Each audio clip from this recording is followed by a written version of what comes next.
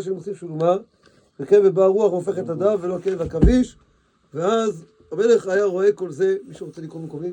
לא לקרוא. והיה מטמיע עצמו, והבין, אפשר לעשות מוזיקה, שאין זה דבר ריק, רק שמראים לו איזה דבר.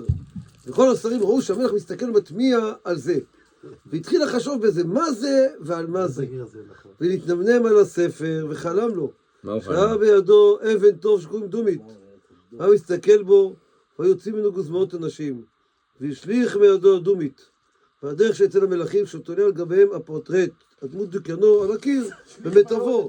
כשאדם נראה במיטבו, מציינים אותו, ציירו אותו במיטבו, והוא מחזיק את הדומית ביד, מעליו יש את התמונה של הפורטרט, תמונה יפה כזאת, ומעליו יש איזה מדף או איזה יתד, ומונח הכתר מעל הראש של הפורטרט, של התמונה. בשנים האחרונות יש משהו בחדש באייפון שנקרא פורטרט, וזה תמונה באיכות של פי 10-20 באיכות הרגילה. אז גם פה בדיוק ככה, הכתר בולט על התמונה, בדיוק ככה, תלת ממדי. והוא מסתכל בו, ויוצאים ממנו גוזמאות, כן, והפורטרט, והיו אותם אנשים שיוצאים מן הדומית, לוקחים את הפורטרט וחתכו את ראשו, את התמונה ככה, ומה עשו אחר כך? ואחר כך לקחו את הכתר והשליחו לתוך הרפש. כל זה חלם לו. היו אותם האנשים רצים אליו להרגו, הרים עצמו דף מן הספר הנ"ל, שהשוכב עליו, והגן לפניו ולא יכול לעשות לו מאומה, והלכו ממנו, ואחר כך חזר הדף למקומו, ושוב הם רצים להרגו, וחזר והרים הדף כנ"ל, וכן היה כמה פעמים שהם באים להרוג את המלך, והדף הזה מגן, והמשתוקק מאוד לראות איזה דף שמגן עליו, מאיזה נימוסים של איזה ומה כתוב עליו. והמתיירא להסתכל והתחיל לצעוק חבל חבל, ושומעו כל השרים שיושבים שם, הוא נרדם, והיו חפצים להקיצו, והוא צועק באמצע שלום חלום שחבל חבל, אבל איזה נימוס להקיץ את המלך, והוא מקים סביבותיו כדי להקיצו ולא השומע. תוך כך בא אליו הר גבוה בחלום, ושאל אותו, מה אתה צועק כל כך, שזה זמן רב, 2000 שנה, כן לא, זה אני הוספתי, זמן רב שאני ישן, ולא הקיץ אותי כלום, שום דבר, ואתה קיצרת אותי. אמר לו, ולא אצעק כשהם קמים עליי להרגני, רק שזה הדף מגן עליי, השיב לו ההר, אם זה הדף מגן עליך, אין אתה צריך להתערב משום דבר, כי גם עליי קמים הרבה שונאים, רק זה הדף מגן עליי בו והרקע. והראה לו שסביב ההר עומדים אלפים רבות שונאים ועושים סעודות ושמחים וכלי זמר מזמרים ורקדים, והשמחה היא שאיזה כת מהם חושב הוא בא על איזה חוכמה איך לעלות אל ההר. והיו עושים שמחה גדולה וסעודים וזמרים, וכן כל כת וכת מהם, רק שזה הדף של הנימוסים שמגן עליך, מגן עליי. זה לא עוד ארוך, הוא באור בתוך ראש ההר, זה לא עוד ארוך, מי שרוצה להחליף אותי בשמחה, ובתוך ההר היה נסר. היה למעלה בהר תבלה, נסר, כלומר עץ עם חרוט כזה, וכתוב, תבליץ, הוא אומר, לוח עץ, שחרוט עליו וכתוב שם, הנימוסים של הדף המגן עליו מאיזו ומהו. מחמת שער גבוה יכולים לקרוא את אותו הכתב, מה יעשה? רוצה לראות מה זה הדף הזה שם שמגן על ההר, מגן גם עליו. רק למטה גם היה תבליץ לוח עץ, והיה כתוב שמה שמי שיש לו כל השיניים יכול לעלות אל ההר. רק מי שיש לו כל השיניים. כל השיניים. למדבט שיניים. למדבט שיניים. ונתן השם יתברך שגדל עשב במקום שצריכים לעלות אל ההר. ומי שבא לשם היו שם נופלים לו כל השיניים. והיה אין רק ברגליו, אין היה רוכב, ושאר בעגליים בהמות, היו נופלים לו כל השיניים, והיה שם חמרים של שיניים כמו הרים.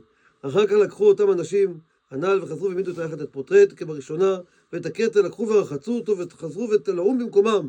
כנראה גם הפורטרט נפל משהו ממנו, כי הוא היה תלאום במקומם.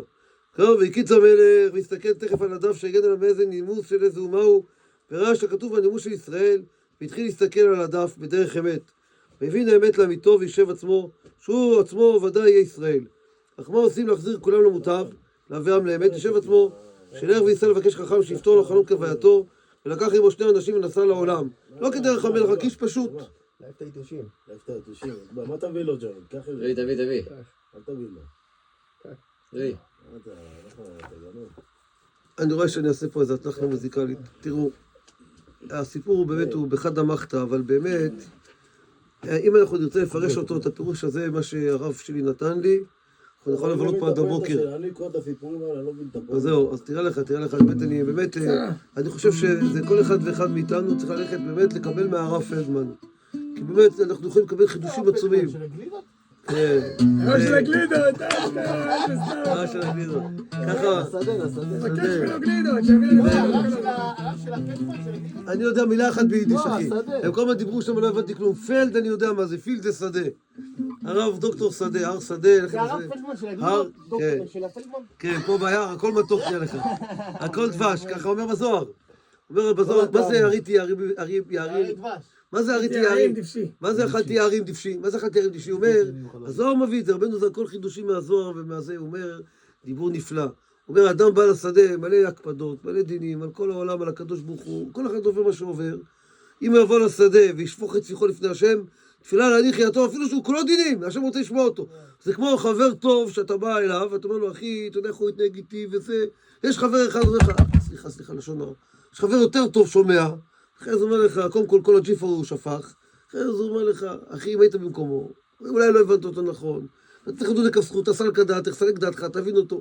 נכון, זה חבר טוב, ככה הוא עושה לנו. כשאנחנו צועקים אליו, ידיעים אומר זוהר, כך אומר הזוהר, אתה בא פר זה גימטריה יער, יוד יער, עין זה 70, יוד זה 280, גימטריה יער, פר דינים, אתה בא עם כל הדינים שלך לשדה בשביל להתמתק, אתה בא עם כל ההקפדות, אתה מתחיל לשפוך, יש לנו בכל מיני מקומות אפלים שצריכים לנקות אותם, כל מיני מחשבות לא טובות, כל מיני פגמי אמונה, כאילו השם לא בסדר איתנו, ואז השם אומר לך, אתה רואה איך זה לטובתך? הוא מאיר לך את היוד כו"ק, ואז נהיה לך מהיער עם יוד כו"ק, נהיה לך הכל דבש, נהיה הכל מתוק, זה הזוהר כך אומר. אז ביער מתקים הכל. זה, קיצור, יש פה דברים נפלאים מאוד, בעזרת השם אנחנו...